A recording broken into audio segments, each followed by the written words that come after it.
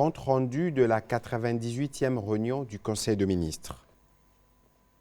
Deuxième dossier, relance des filières agricoles et ramassage de produits agricoles disponibles dans les bassins de production. Pour briser la dépendance à l'importation de produits alimentaires et apporter une réponse à court, moyen et long terme, le ministre de l'Agriculture a soumis au Conseil les programmes urgents de relance du secteur agricole. Cette approche vise à améliorer l'offre intérieure en denrées alimentaires et éviter par conséquent la pénurie en produits agricoles avant la saison culturelle prochaine suivant les zones. Ces programmes ciblent 12 cultures vivrières qui constituent les aliments de base de la population congolaise, à savoir le maïs, le riz, le sorgho, le manioc, la pomme de terre, la patate douce, l'arachide, les haricots, les niébés, le soja, le bananier, le blé. Il prend également en compte la relance de la filière maraîchère dans les grandes villes du pays, principalement dans l'interland de Kinshasa, pour l'amélioration de la sécurité alimentaire et nutritionnelle, la création d'emplois et la lutte contre la pauvreté.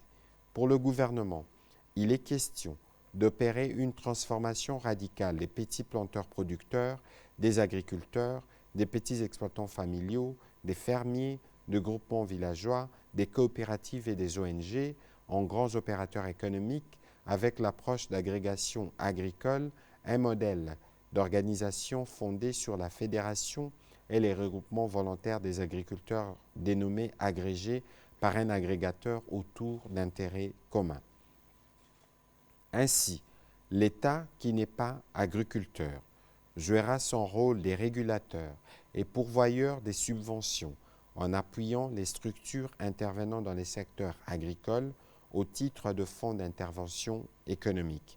Pour terminer, le ministre de l'Agriculture a présenté la stratégie de ramassage de produits agricoles disponibles dans les différents bassins de production à travers le pays.